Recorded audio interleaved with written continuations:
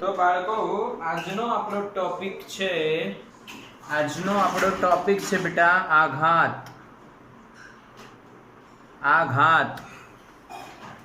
Okay, જેને ઇંગ્લિશમાં કહેવાશે ઇમ્પલ્સ.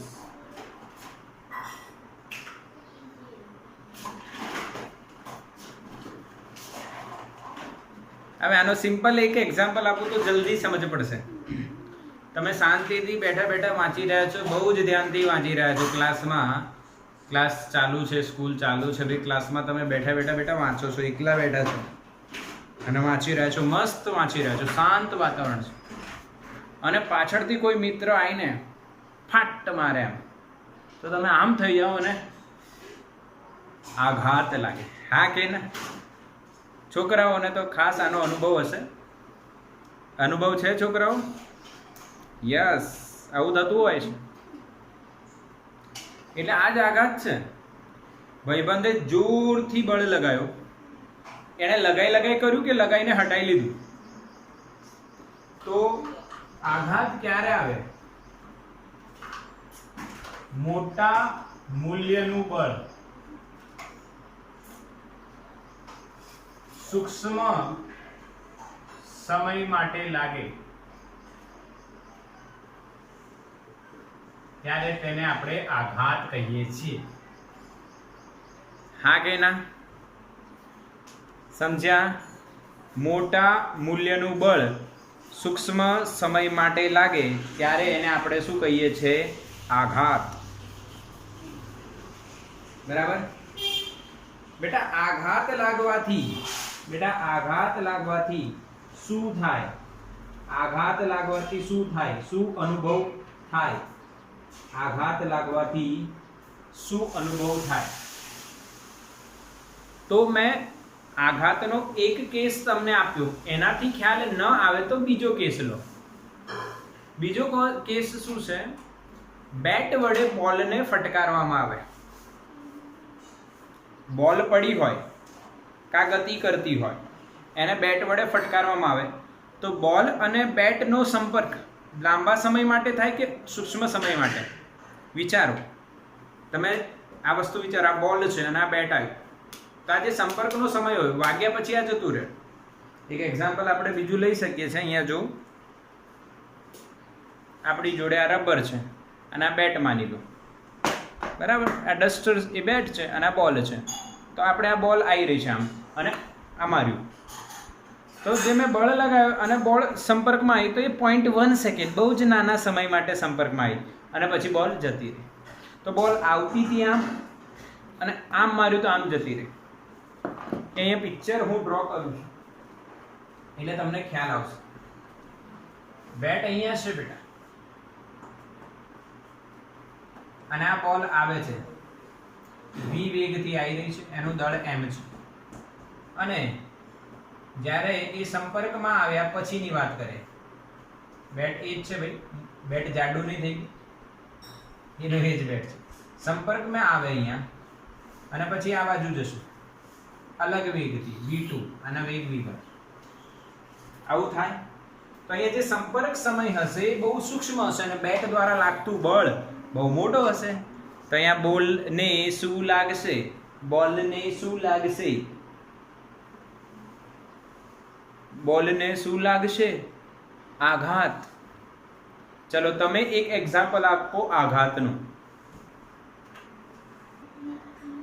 તો બાળકો આઘાત ક્લિયરલી આપણે સમજીએ. બરાબર દેખાય છે? યસ. ઘણા બધા આઘાત આપણે સમજ્યા છે બેટા. હજુ મેં એક્ઝામ્પલ પૂછ્યા, વિડીયો મેં પોઝ કરી દીધો હતો, તો મને ઘણા બધા એક્ઝામ્પલ બતાવવામાં આવ્યા. ફૂટબોલના બોલને કિક મારવી, એક્સિડન્ટ થવું, આપણે ક્યાંય પડીએ નીચે, તો જ્યારે આપણને આઘાત લાગે છે એનો અર્થ શું છે? ખૂબ જ મોટો બળ સૂક્ષ્મ સમય માટે લાગે છે. એટલે આઘાત આપણે લાગે છે, બધાને ખબર પડી.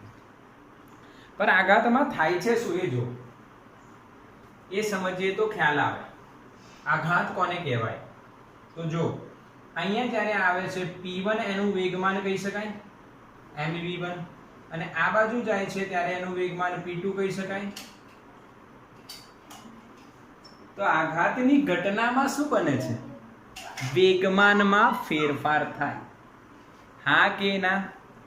આઘાતની ઘટના એટલે વેગમાનમાં ફેરફાર થવું બેટા. ક્લિયર? હા કે ના? હા કે ના? સમજ્યા કે નહીં સમજ્યા? એટલે બળનો આઘાત કોને કહેવાય છે? કે બળ અને તે લાગતો હોય તે દરમિયાનના સમયગાળાના ગુણોત્તરને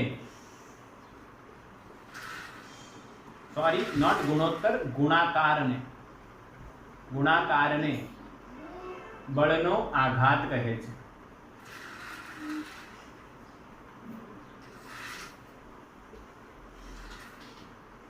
આ વ્યાખ્યા થયું ભાઈ, વ્યાખ્યા થઈ. જ્યારે બળ લાગતો હોય અને તે સમય બળ અને તે લાગતો હોય તે દરમિયાનના સમયગાળાને એના સમયગાળાના ગુણાકારને બળનો આઘાત કહે છે બેટા.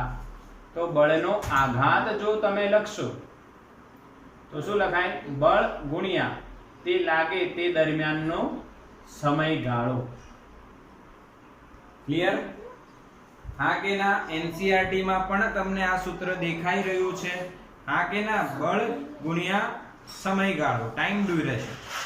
ઇંગ્લિશમાં ટાઈમ ડ્યુરેશન, બળ ગુણ્યા સમયગાળો. તો આને યાદ કરી લો.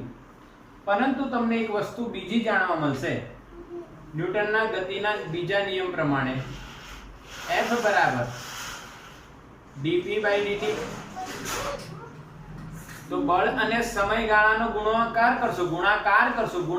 કરશો તો વેગમાનનો ફેરફાર મળશે. હા કે ના?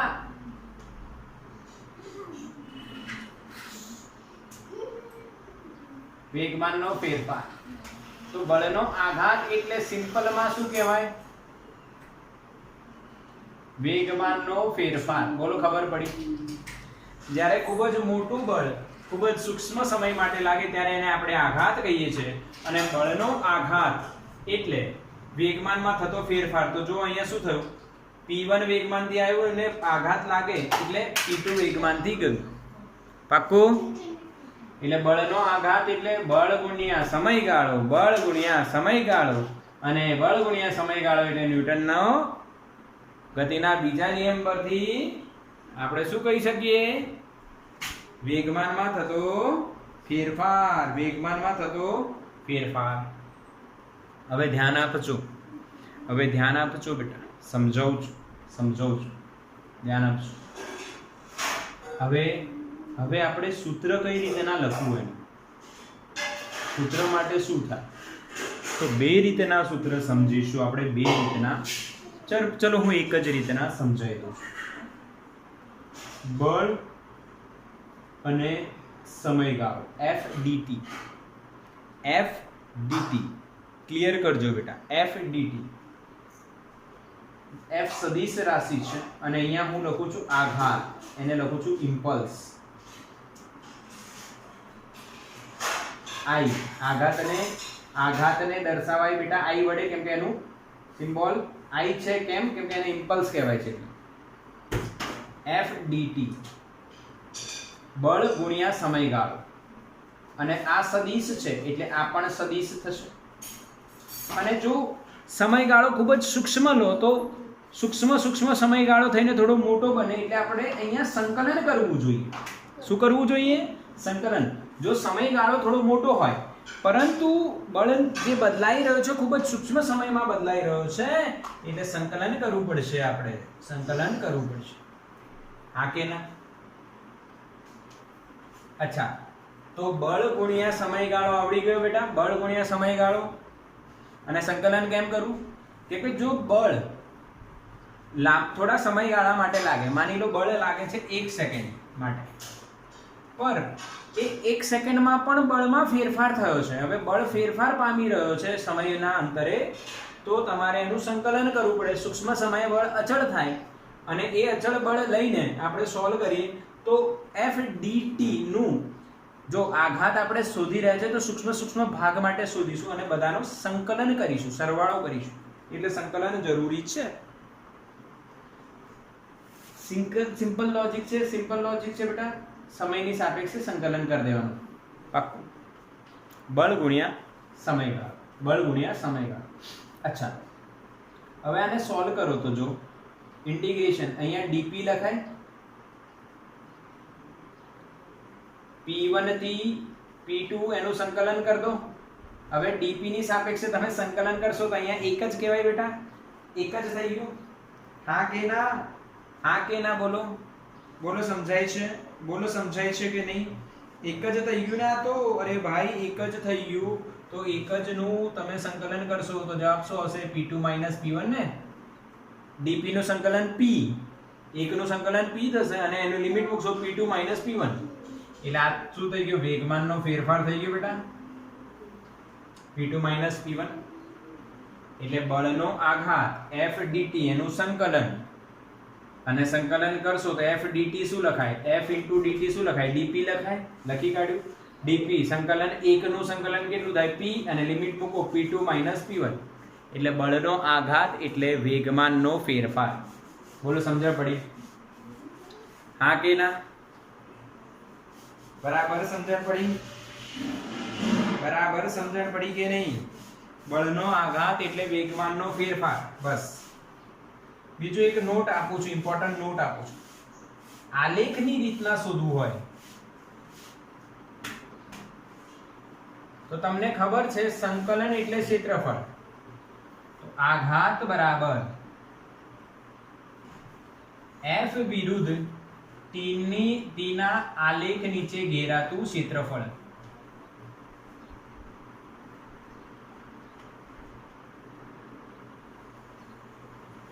આ બી આપણે ભણેલા છે. જો સંકલન આવ્યું તો ક્ષેત્રફળ થાય. f વિરુદ્ધ t ના આલેખનું ક્ષેત્રફળ શોધશો એટલે તમને આઘાત મળશે. તો આપણને ખબર છે, એ તો આપણને ખબર છે કે નહીં? બોલો હા કે ના બેટા? ચલાવ્યું છે ને ચેપ્ટર 3 માં, આવું ચલાવ્યું છે મેં. સંકલન એટલે શું આવશે? સરવાળો. જો આલેખની રીતના સંકલન એટલે ક્ષેત્રફળ આવશે, અને જો આલેખ રીતે તમે શોધશો તો ક્ષેત્રફળ આવી રીતના આવી જશે. પાક્કું? આખું કોન્સેપ્ટ પાક્કું? આઘાત એટલે બળ ગુણ્યા સમયગાળો અથવા વેગમાનનો ફેરફાર. બસ આ બે વસ્તુ યાદ રાખો દાખલાઓ માટે. ચલો તો આનો સ્ક્રીનશોટ લઈ લો. બળનો આઘાત બિલકુલ ક્લિયર. એકમ બોલો. તો બળ ગુણ્યા સમયગાળો એટલે ન્યૂટન ઇન્ટુ સેકન્ડ. પર વેગમાનનો ફેરફાર છે એટલે કેજી મીટર સેકન્ડ -1. વેગમાનનો પણ એકમ એ જ થાય ને, ન્યૂટન ઇન્ટુ સેકન્ડ.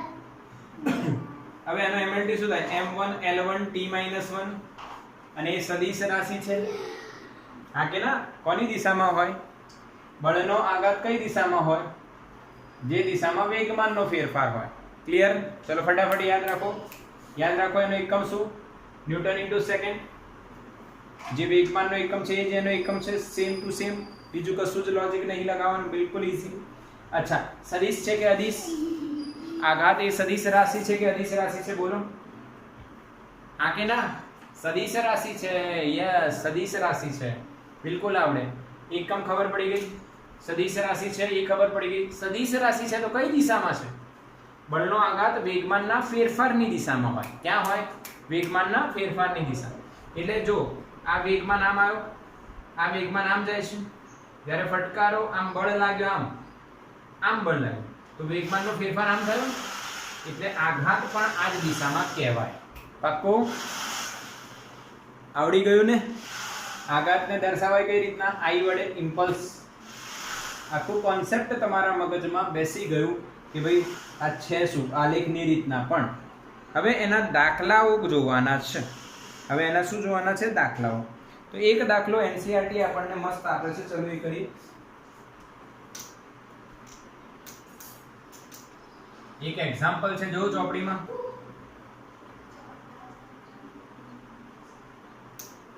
એક એક્ઝામ્પલ છે બેટા, બેટ અને બોલનો જ છે. એક બેટ્સમેન બોલને ફટકારે છે, એમાં ઇનિશિયલ સ્પીડ પ્રારંભિક વેગ 12 છે, એમાં ફેરફાર થતો નથી. બોલનું દળ 0.15 કિલો છે અને બોલ એ જ દિશામાં એક જ દિશામાં આવે છે ને એક જ દિશા એમાંની વિરુદ્ધ દિશામાં જશે. એટલે અહીંયા તમને સમજાવું છું બેટા, ધ્યાન આપજો. આ બેટ છે, ઉદાહરણ છે 6.2 સોરી 5.2 5.2 છે. યસ ના કે સોરી 5.4 છે, 5.4 છે બેટા. આ બેટ છે, આ બોલ આવે છે આમ, એનો પ્રારંભિક વેગ છે 12 મીટર પર સેકન્ડ. બોલનો દળ પણ આપેલો છે 0.15 kg એટલે 150 ગ્રામ. બોલ આવે છે, અહીંયા અથડાય છે અને અહીંયા અથડાઈને પાછી જાય છે. પાછી જાય છે તો વેગ એટલો જ રહેશે 12 મીટર પર સેકન્ડ. પર ધ્યાન આપજો, તમારે એકને ધન લેવું પડશે અને એકને ઋણ લેવું પડશે. તમે આ દિશાને માની લો ધન, તો આ ધન છે તો આ ઋણ થશે આમ. ઓકે, તો સંપર્ક સમય આપ્યો છે તો કે ના, સંપર્ક સમય કેટલો છે એ નથી આપ્યો. એમને પૂછ્યું છે કે બળ કેટલો લાગશે, આઘાત કેટલો લાગશે. અચ્છા, તમને એક વસ્તુ કહી દઉં, જ્યારે આઘાત લાગતો હોય અને તે સમયે જે બળ લાગતું હોય બેટા એને આઘાતી બળ કહેવાય. કેમ કે ઘણી વખતે તમે એ સાંભળશો આઘાતી બળ એટલે જ્યારે આઘાત થતો હોય એટલે ખૂબ જ મોટું બળ સૂક્ષ્મ સમય માટે લાગે ત્યારે એ બળને આઘાતી બળ કહેવાય. છે તો બળ જ, પર આઘાતી બળ કેમ? જ્યારે ખૂબ જ મોટા મૂલ્યનું બળ સૂક્ષ્મ સમય માટે લાગે ત્યારે એ બળને આપણે શું કહીશું? આઘાતી બળ. તો તમારે અહીંયા શું શોધવાનું છે? આઘાત શોધવાનો છે. આઘાત શોધવાનું કીધું હોય તો સીધું તમે યાદ રાખો, વેગમાનનો ફેરફાર શોધી કાઢો. વેગમાનનો ફેરફાર એટલે p2 p1. અંતિમ વેગમાન mv2, આને v2 કહો અને આને v1 કહો તોય ચાલે, માઇનસ પ્રારંભિક વેગમાન mv1, પ્રારંભિક m into v1, અંતિમ m into v2. અંતિમ માઇનસ પ્રારંભિક, m common, v2 minus v1. Simple. m ની વેલ્યુ 0.15, v2 12 માઇનસ v1 કેટલા? 12 છે પર માઇનસ છે એટલે 12 દુ કેટલા થઈ જાય છે? 12 + 12 સરવાળો થશે કે નહીં થાય? આ કે ના 24 ગુણ્યા 0.15 કેટલા થાય? 3.6. કેટલું આવે છે બેટા? 3.6 ન્યૂટન ઇન્ટુ સેકન્ડ. આવડ્યું કે નહીં એમ કહો પહેલા. આ જવાબ તમને દેખાય છે અંદર ચોપડીમાં? જુઓ તો સોલ્વ કરી શકો છો ને? 15 ગુણ્યા 24 કરતા આવડે કે ના આવડે? અરે યાર, 0.15 ગુણ્યા 24 કરવાના છે તો તમે આવું કરી દો, 15 ગુણ્યા 24 હા ભાગ્યા 100. હવે સીધો હિસાબ છે 20 કરી નાખવાનો.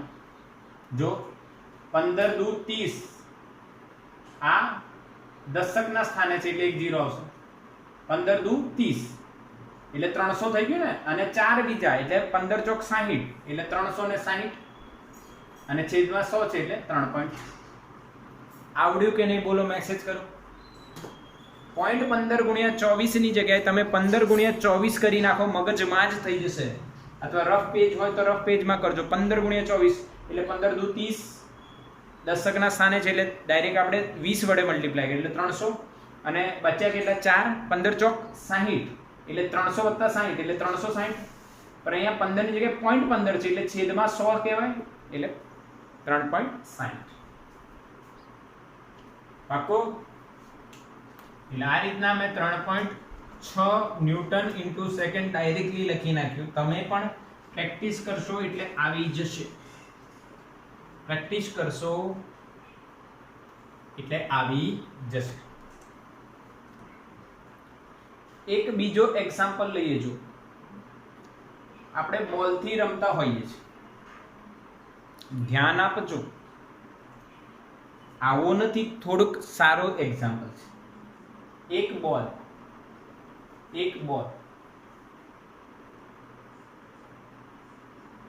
20 મીટરની ઊંચાઈથી આપણે પડતું મૂકીએ, ધ્યાન આપજો. અથડાઈને એક પાછી ઉછળે છે, ત્યારે તેનો વેગ જ્યારે અથડાય છે અમુક વેગથી અથડાશે. અહીંયા મુક્ત પતન થાય છે એટલે પ્રારંભિક વેગ કેટલો? 0. હવે બીજી ફ્રેમમાં અહીંયા આકૃતિ દોરું છું, એટલે વસ્તુ આ જ છે, પણ અથડાયા પછીને જ્યારે ઉછળશે એ જ દિશામાં જાય છે, ત્યારે એનો વેગ જે છે એ અથડામણ દરમિયાનના વેગ કરતા 10મા ભાગનું છે. એટલે અહીંયા v' અથવા v2 તમે કહી શકો. v2 એ આ જે v1 છે અથડાય છે એના કરતા કયા ભાગનો છે? 10મા ભાગનો છે. બરાબર. હવે બોલનું દળ 0.1 કિલો છે. 0.1 કિલો છે. તો અહીંયા જે બોલ પર આઘાત લાગ્યો એ શોધો.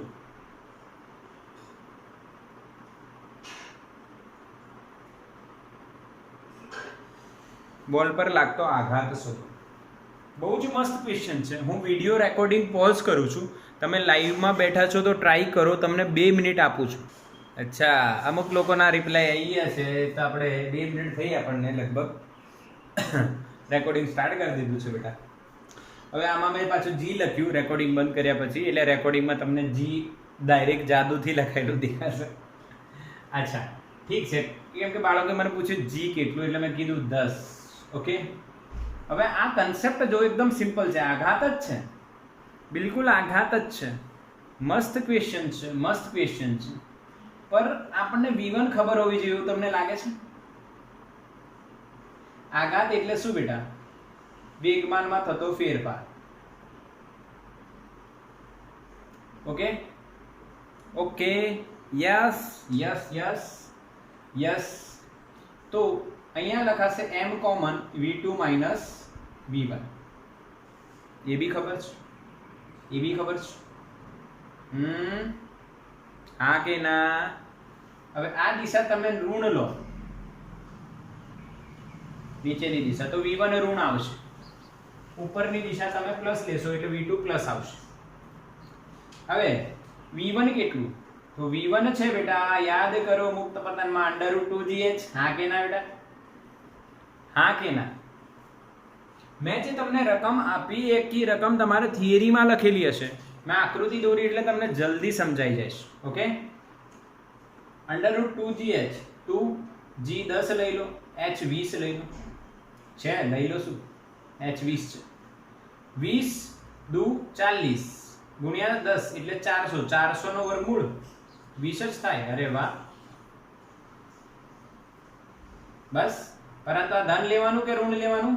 ઋણ લેવાનું, કેમ કે નીચે છે. તો m ની વેલ્યુ લખો 0.1, v2 ની વેલ્યુ v1 ના 10મા ભાગનું, તો v1 છે 20, એનો 10મો ભાગ એટલે 2 મીટર પર સેકન્ડ, એટલે v2 થશે 2 માઇનસ આ માઇનસ જ લેવાનું 20 અને સોલ્વ કરશો તો 0.1 ગુણ્યા આ કેટલું ભાઈ? 20 ને 2 22 ભાગ્યા 10, 0.1 એટલે 1/10, એટલે જવાબ આવશે 2.2 ન્યૂટન ઇન્ટુ સેકન્ડ. બોલો, આવી મજા? આવી મજ? હા કે ના? દાખલો કેવો લાગ્યો? મજા આવી કે નહીં? પહેલા એમ કહો. યસ. એટલે મેં શું કર્યું? ત્રીજા ચેપ્ટરનું મુક્ત પતન મેં તમને આઘાતમાં લાવી બતાવ્યું. એટલે ગભરાવાનું નહીં, અઘરું નહીં. એવું અઘરું નથી, કેમ કે ફિઝિક્સ જ્યારે તમે ભણો છો બેટા, કે ઘણા લોકો એમ વિચારશે કે દાખલા એકલા હોય તો સારું, એટલે કે મેથ્સ. ઘણા એવું વિચારે બાયોલોજીમાં થિયરી એકલી હોય તો સારું, એટલે બાયોલોજી. ઘણા એવું બી વિચારે કેમિસ્ટ્રી બી ઇઝી, કે થોડું ગોખવાનું, થોડુંક યાદ રાખવાનું, થોડું સમજવાનું, થોડા દાખલા મિક્સ બંનેનું, થિયરી એટલે ફિઝિક્સ, કેમિસ્ટ્રી, બાયોલોજી, મેથ્સ બધામાં તમારે ગોખવાનું તો છે જ, યાદ તો રાખવાનું જ છે. હવે ફિઝિક્સ કેમ અઘરું પડે? દાખલાય ઢગલો, થિયરી ઢગલો, કન્સેપ્ટ બી ઢગલો, બહુ જ ઢગલો. પર એ ઢગલો બહુ જ સિમ્પલ વસ્તુ પર ટીકવાયેલો છે. તમને એક વાત કહું, સ્વામી વિવેકાનંદજી જ્યારે એક ધર્મ પરિષદમાં ગયા હતા, ખબર છે? હા કે ના? ખબર છે? કયા શહેરમાં ગયા હતા? યાદ છે? બોલો, કયા શહેરમાં ગયા હતા? ધર્મ પરિષદ યોજાઈ હતી. યસ, હા ખબર છે, પણ કયા શહેરમાં હતી? કયા દેશ કે શહેર? હા, શિકાગોમાં હતી ધર્મ પરિષદ. યસ, મેસેજ આવી ગયા, શિકાગો, બધાને યાદ છે. તો જ્યારે તે ત્યાં ગયા તો બધા ધર્મો ભેગા થાય તો બધાની પોતાની ધર્મ ગ્રંથ એટલે એક પુસ્તક હોય. જેમ કે અલગ અલગ ધર્મોની હોય, ક્રિશ્ચિયનની બાઇબલ હોય, મુસ્લિમોની કુરાન હોય, આપણી ટૂંકમાં હિન્દુઓની સ્વામી વિવેકાનંદ જે હતા હિન્દુ ધર્મ તરફથી ગયા હતા, એમાં ભગવદ્ ગીતા. ઓકે, તો એમણે બધાએ બુક પોતાની મૂકવાની હતી, તો એમણે સૌથી નીચે એ બુક મૂકી. બધા ઉપર મૂકતા હતા, એમણે સૌથી નીચે એ મૂકી. તો બધાએ પૂછ્યું તમે નીચે કેમ મૂકી, સૌથી ઉપર કેમ ના મૂકી? બધા ઉપર મૂકે કે અમારી પહેલી. એમણે એવું કીધું કે બધા જ ધર્મોનો સાર જે છે આ ભગવદ્ ગીતામાં છે.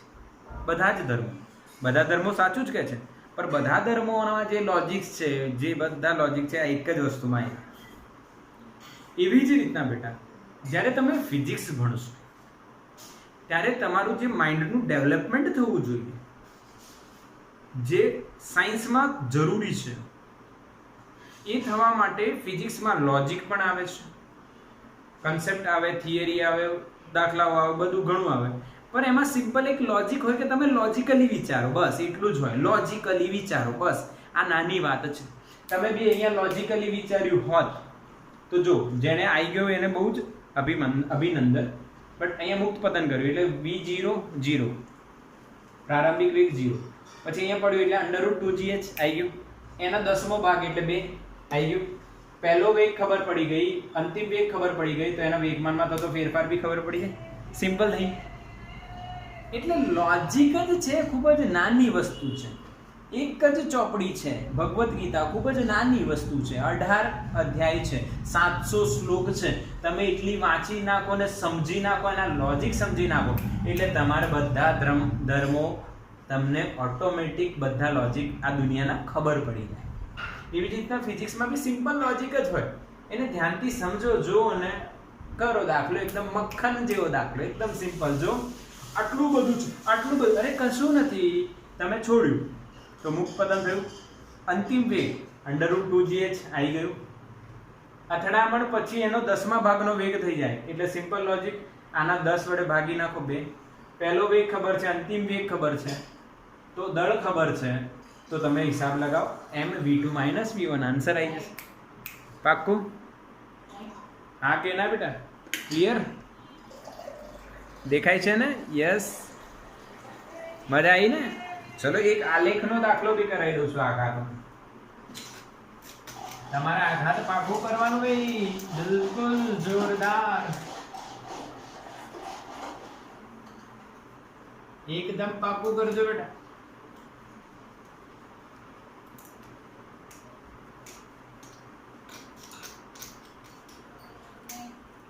ચલો એક દાખલો આપણે આલેખની રીતના પણ કરીએ. આલેખની રીતના શું થશે કે હું તમને બળ વિરુદ્ધ સમયનો આલેખ આપું છું. આ 0, આ 0.1, અહીંયા 0.2.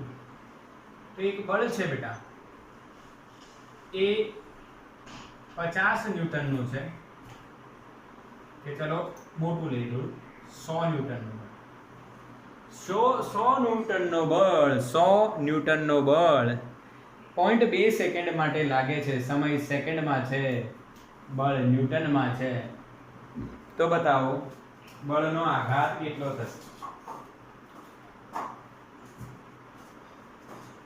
ફટાફટ બોલો,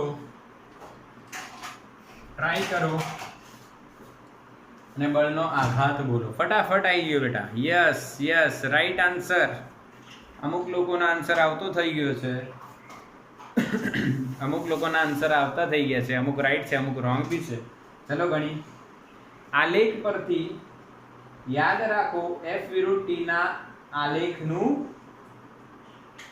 આલેખ નીચે ઘેરાતું ક્ષેત્રફળ.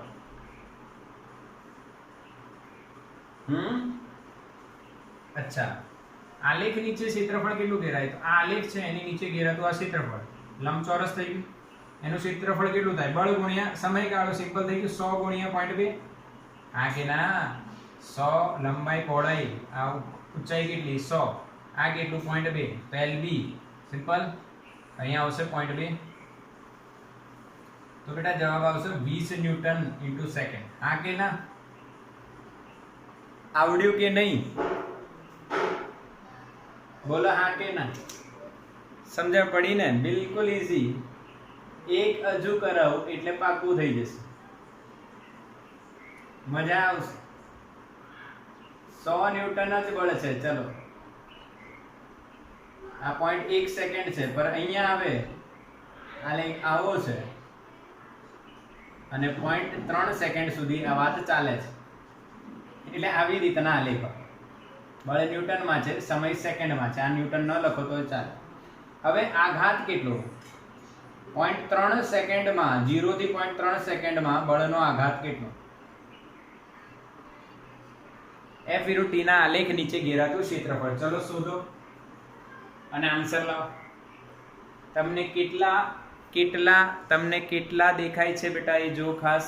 યસ આન્સર આવતા ચાલુ થઈ ગયા. એક આ આકાર આવશે ત્રિકોણ, બીજું આવશે બેટા લંબચોરસ. તો ત્રિકોણનું ક્ષેત્રફળ હાફ ગુણ્યા પાયો ગુણ્યા વેધ વત્તા લંબાઈ ગુણ્યા પહોળાઈ. હવે આનો ત્રિકોણનો 1/2 પાયો ગુણ્યા વેધ. પાયો કેટલાનો? 0.1. વેધ કેટલાનો? 100. 100 થયું ને? આ વેધ 100 નો અને પાયો 0.1 નો. અચ્છા, સમજ પડી? અચ્છા, અહીંયા શું થાય? લંબાઈ કેટલી આ વાળી? આ લંબચોરસમાં 0.3 માઇનસ 0.1 એટલે આ 0.2 થશે બેટ. અને આ તો 100 છે જ, તો 0.2 ગુણ્યા 100 સોલ્વ કરશો ભાઈ. સોલ્વ કરશો તો આ કેટલું થશે? 10/2 5 વત્તા અહીંયા કેટલું થશે? 20. એટલે જવાબ આવવો જોઈએ તમારો 25 ન્યૂટન ઇન્ટુ સેકન્ડ. બોલો પાક્કું? બોલો સમજણ પડી કે નહીં? બોલો બેટા હા કે ના મેસેજ કરો. લાઈવ સેશન ચાલે તો તમને આવડવું જોઈએ જ. અચ્છા, તમે કહેશો સર સરળ કરાવી દીધું, એનું સંકલન વાળું ન કરાવ્યું. આનું સ્ક્રીનશોટ લો ફટાફટ. સ્ક્રીનશોટ લો. સંકલન વાળો દાખલો બી કરીએ આપણે. કરીએ ચાલો. થઈ ગયું? સ્ક્રીનશોટ થઈ ગયું બેટા? Yes, very good. આવો કોઈ પણ આલેખ હોય તમને આવડવું જ જોઈએ.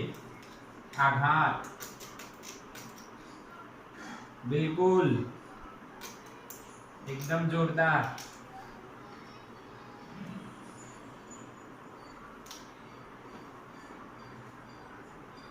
હવે જો શું હું બતાવું છું તમને. એક વાત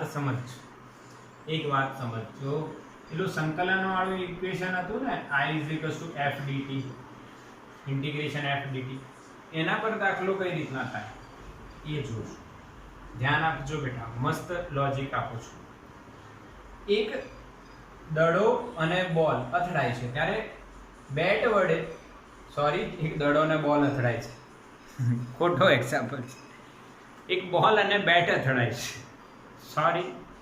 એક બોલ અને બેટ અથડાય છે. તો બેટ વડે લાગતો બળ સમય સાથે બદલાય છે. કે જે બળ છે એ માની લો આવું છે, T+2. સિમ્પલ રાખીએ, થોડું અઘરું કેમ કરીએ, સિમ્પલ રાખીએ. T+2 ન્યૂટન, ગમે તે સૂત્ર હોય. તો 0 થી 1 સેકન્ડમાં અહીંયા રાખીએ, ચલો થોડુંક મોટું રાખી લઈએ ભાઈ, 100T+2. નાનું રાખવું છે, હા બરાબર છે ને? થોડુંક જબરદસ્ત રાખવાનું. 1 સેકન્ડમાં આઘાત કેટલો લાગ્યો એ શોધવાનું. તો આઘાતનું સૂત્ર બેટા I બરાબર ઇન્ટિગ્રેશન f dt. કેમ કે જો આ સૂત્ર ક્યારે લાગશે એ સમજી લો. અચ્છા, મીટિંગ ઓવર થઈ ગઈ, રીજોઈન થાઓ બેટા. ચલો બેટા, મીટિંગ જોઈન થઈ ગયા બધા? યસ. હવે દેખો, બળ અહીંયા અચળ નથી, આ બળ ચલ છે, બદલાય છે. બળ બદલાય છે ને એટલે તમારે આ સૂત્ર લગાવવું પડશે. 100t, t સમય સાથે બળ બદલાય છે. હવે સમય ખૂબ જ સૂક્ષ્મ છે, 0 થી 1, એકદમ સિમ્પલ. અહીંયા લખીશું આપણે. અચ્છા, 10t રાખો, મોટું નહીં કરવું તો 10t રાખો, જે બી લખો. 10t + 2 okay into dt. સંકલન કરવાનું 0 થી 1 સેકન્ડ સુધી. હવે 10t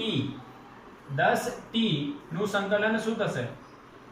t²/2 પ્લસ 2 જોડે 1 કહેવાય, 1 નું સંકલન t. લિમિટ મૂકો 0 થી 1. સંકલનના સૂત્રો આપણને આવડો છે, નિયમો.